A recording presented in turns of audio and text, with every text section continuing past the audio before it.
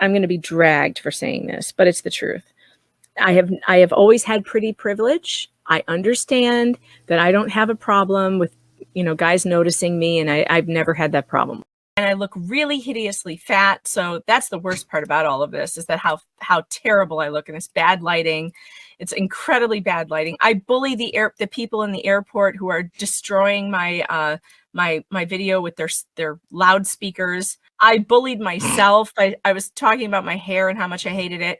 And then you look terrible. Oh, just absolutely terrible. Well, it was also 5:30 in the morning. Okay, no excuse. That is horrifying. I know.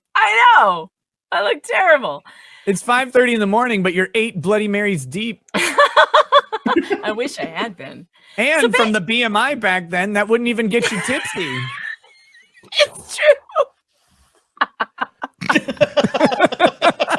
That is true.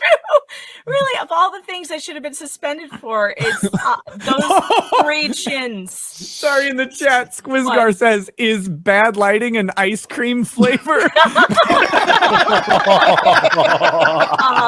Damn. It's okay to fat shame that bitch. I'm not her anymore. Okay, I'm 25 pounds lighter. That's old me. In fact, I don't think that old me should be able to be struck by YouTube, because that bitch doesn't exist anymore anyway.